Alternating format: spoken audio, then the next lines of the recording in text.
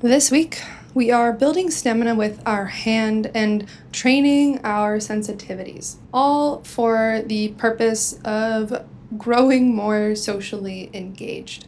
To do so, this week we will find ourselves not only letting go of an oppressive set of goals that we had once laid for ourselves, but also, and more crucially, letting go of the boundaries around the dream that those goals were trying to help us get to. What we will find this week is actually a very powerful motivation, which stems from the desire to care for and nurture yourself and others, your loved ones and your family, natural and chosen. Honestly, emotional intimacy is truly the way that we can achieve our goals, because without proper nurturing, we are building a castle on sand, as it were.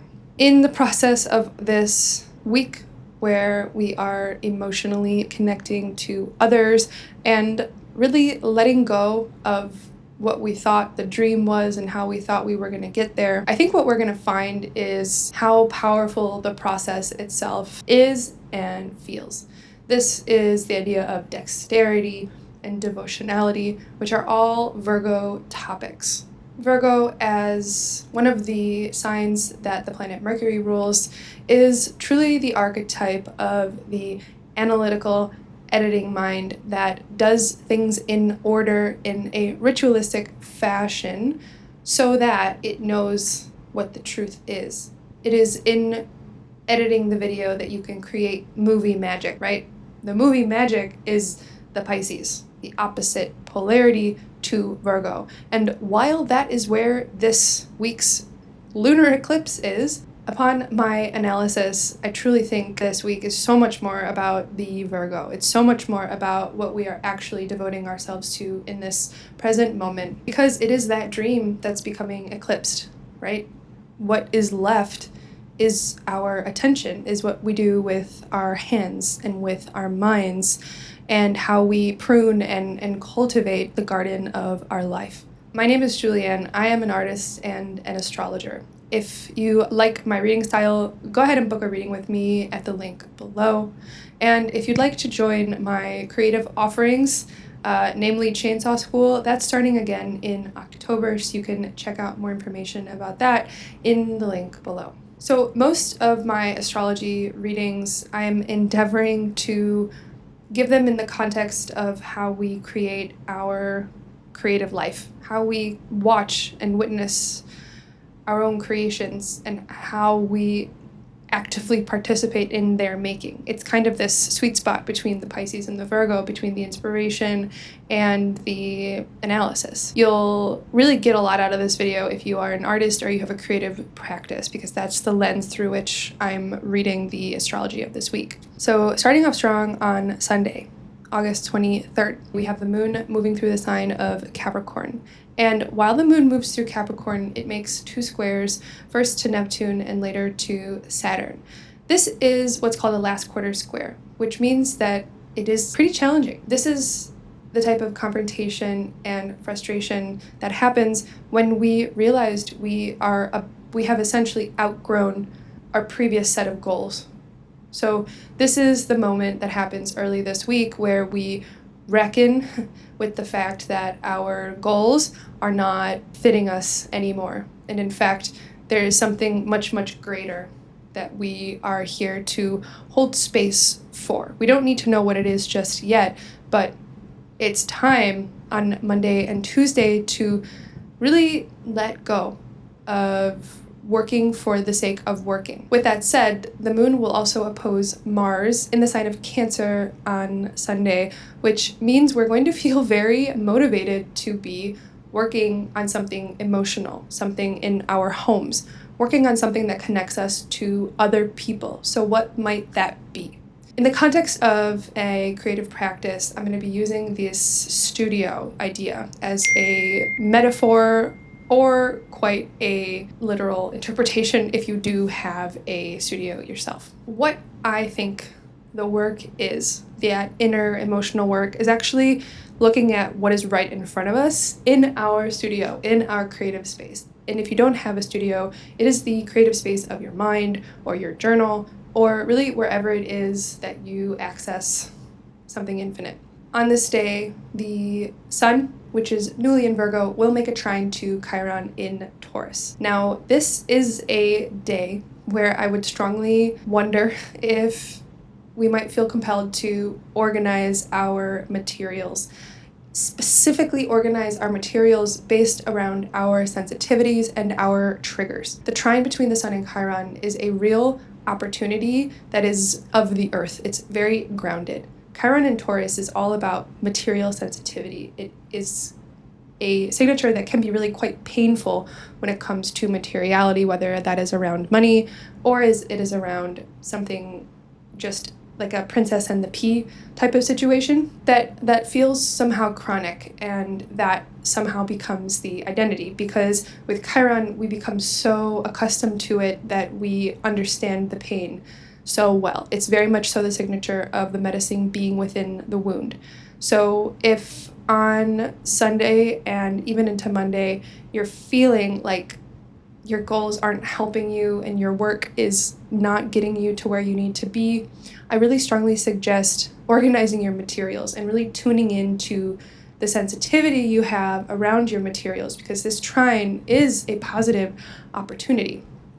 It is something where we are going to get to know ourselves deeper in the process. And after all, the wisdom of both Saturn and Neptune in Aries is that the truth and the work is right here and right now in the present. So don't overthink, just go ahead and organize your space at the beginning of this week. Now, as I kind of mentioned, moving into Monday, the moon remains in Capricorn all day. And so this momentum of organizing our workspace continues.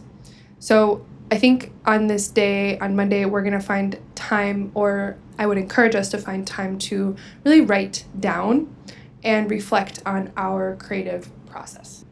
This is really because Mercury will be crossing the South Node in Leo, which to me suggests there is a deep message that we are able to pull out from the past. It might be something we have resisted, or it might be something just very long buried about our creative identity. Maybe we review our past artist statements and we rewrite them with respect and honoring all of our past selves at the same time. Pretty quickly into Monday, I think we're going to already start to feel that the work we're putting into organizing our space is helping us to feel so much better about being in that space and appreciate the beauty and the potential. And I'm getting this because the moon in Capricorn will have squared Venus in Libra. And it'll be around that time that the moon is also squaring Saturn. And so we might really feel that it is becoming time to let go of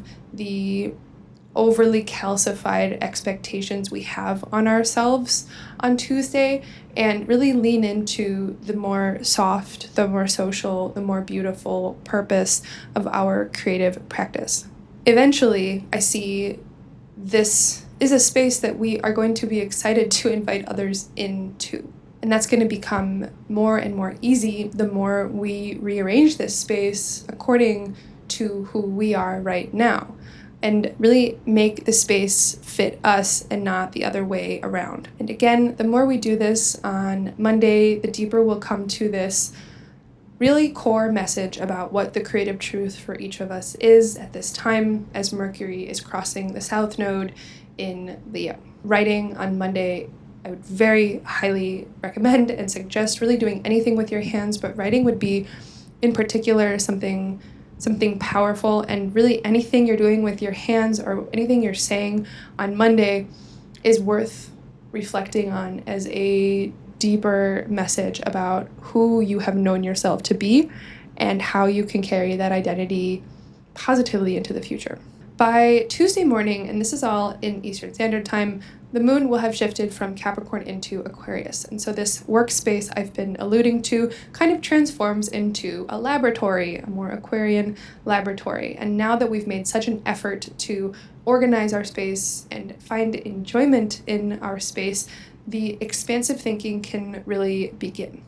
So as the moon in Aquarius makes its first aspect, which is a first quarter sextile to Neptune in Aries, we are going to reckon with the present moment as its own fully manifest outcome already, right? And this is kind of a direct answer to what we had kind of dealt with on Sunday and Monday. But this is the beginning of a kind of far out experience that we might have on Tuesday, because what happens next is the moon will make a conjunction to Pluto. Now, in this conjunction, we might find some overwhelm because we're going to be deepening in the archetype of obsession, in the archetype of power, potentially victimhood, or just a deep grief over the loss or some circumstance within a community that we've endured over however long in this life. It really will depend on each of us individually. But quickly after this moment, the moon will make a trine to Uranus, and we will tap into many other ways of thinking about this depth, this loss, this sadness, and maybe even start transforming it into some power. But truly, this is a time, Tuesday morning, to really feel any grief deeply and let your placement there within your grief be kind of expanded mentally. So there's many options, and as time moves on this week and really over the next 18 months, we are moving deeper and deeper into social importance. And so this is a small titration of the next 18 months where we are really going to be opening up our creative spaces for more people to see us.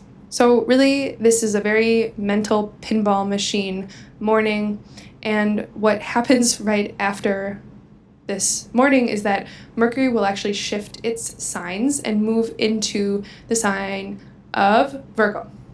And Mercury's been in Leo, and we were reflecting on our creative practice, and now Mercury goes into Virgo, where we are becoming very detail-oriented and interested in executing plans instead of necessarily just using words to show who we are. This really boils down to devotion and dexterity. These are my two favorite words for Mercury, and truly specifically for Virgo. As Mercury has entered Virgo on Tuesday, it makes its first aspect to Chiron in Taurus.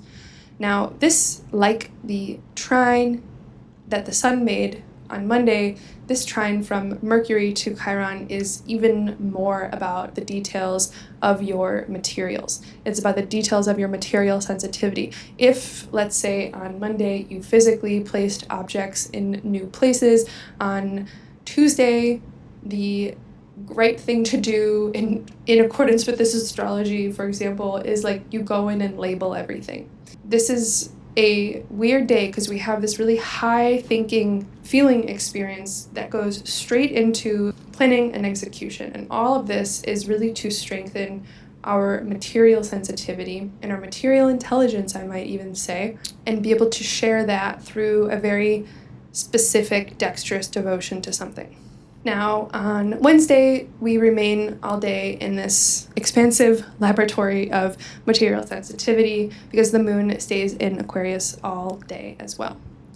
Now, the more we lean into these rituals of dexterity that are informed by this creative space that we are tending to this week, the more we have a strong feeling that our space is becoming ready to be offered socially. And I see this because the moon in Aquarius will be making an opposition to Jupiter in Leo, and this opposition will actually begin to activate the trine between Jupiter and Saturn. Now, Jupiter and Saturn and their trine is a incredible opportunity to share our individual personal wisdom, Jupiter and Leo, with the larger social structure around us, which is Saturn really in any sign. And the larger social structure around us at this point in time in Aries values the hard work that we put into ourselves individually. So your creative efforts and wisdom are going to be appreciated for their individuality at this trine. The idea on Wednesday is that with the moon still in Aquarius, we are really seeing kind of objectively the truth of our creative wisdom and where it fits socially. And it's worth noting that the first exact pass of the Jupiter-Saturn trine is August 31st, which is next week. But then we will get 2 more exact trines in April and July of next year, 2027. Now this means to me that really we have a whole year's worth of space in this opportunity to really share our personal creative wisdom with the larger structures of the world around us. So Wednesday might be a good day to send over an invitation to maybe a small group of people to show them your new space. And if there's nothing physical you really want to do in that big intentional way, you could also put together some of your own artwork and share it with people, or at least begin the process of pulling it together and sharing it with maybe someone new or with a new community, or maybe put it in the context of a different idea that you haven't before, just to get the ball rolling. Now, the next day, Thursday, August 27th, is truly the piece de résistance of the week itself. And that's because, of course, the lunar eclipse is happening at midnight on Thursday into Friday morning. So here's what's happening.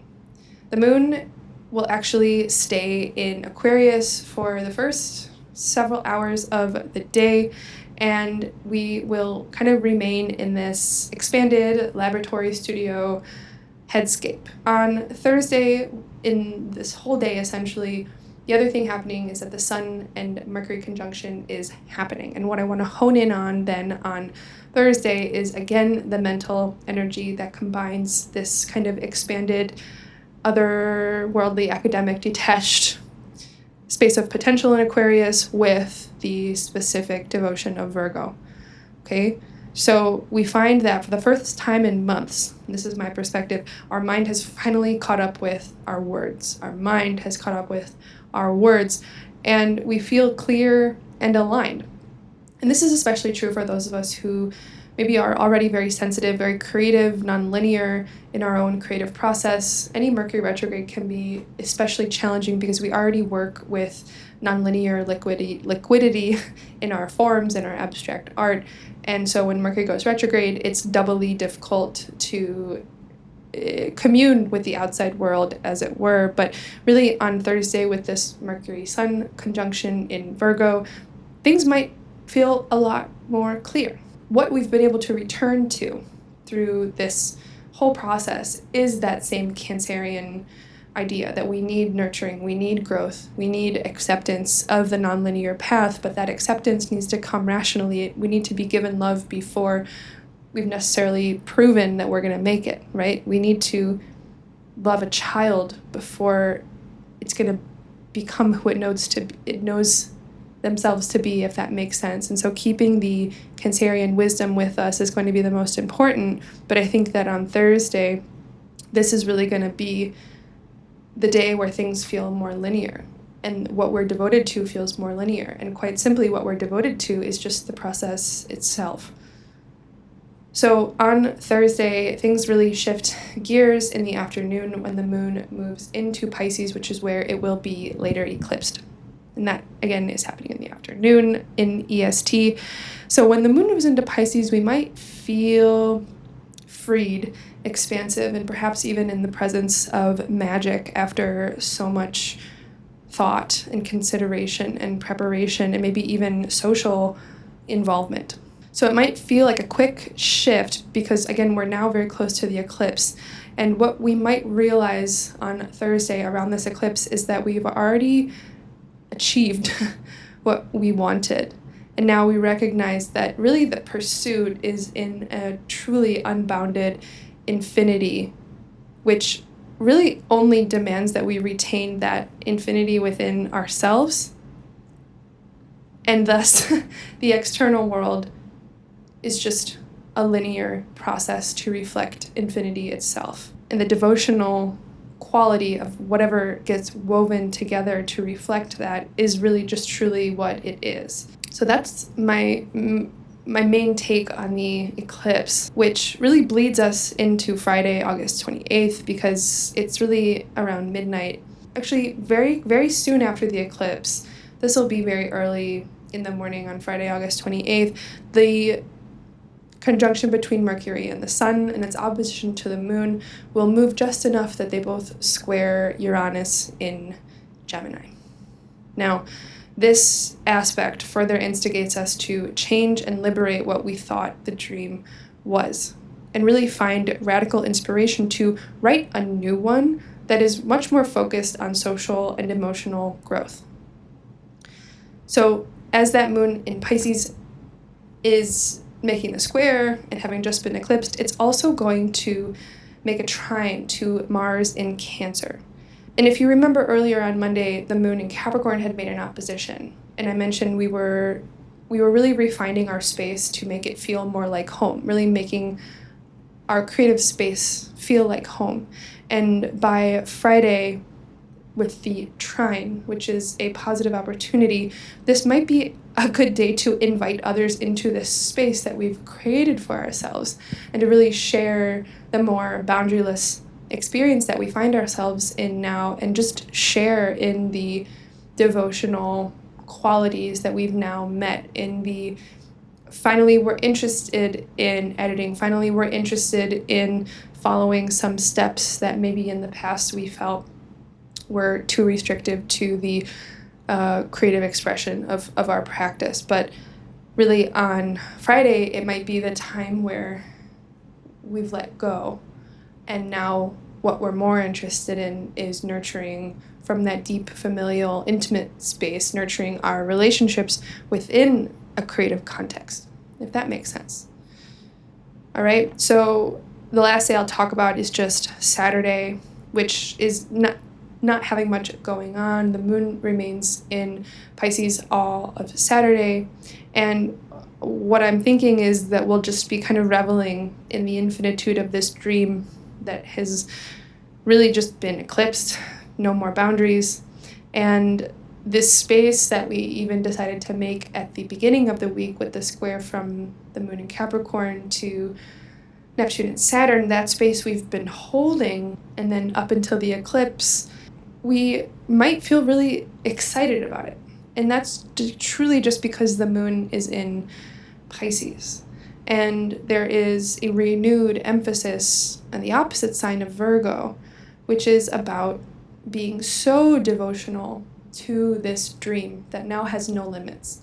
And everything is really up to your hands and your mind and how you are editing and chopping up and processing all the data, all the information, all of the creative impulses that you have, and devoting yourselves to them and sharing in that. Because from here on out, the Piscean is really done. We don't have another eclipse in Pisces again for a very long time. We'll have eclipses in Aquarius and in Leo. We will have one more eclipse in Virgo in February of 2027, which means that this meticulousness that we are leaning into now, there will be a change in that next year. But until then, right now, we are really merging the process with who it's for. Okay? So that is what I have for this week ahead. Let me know how you're doing. Let me know how the eclipse window has been for you. And until next week, I hope you have a lovely, lovely eclipse. Bye for now.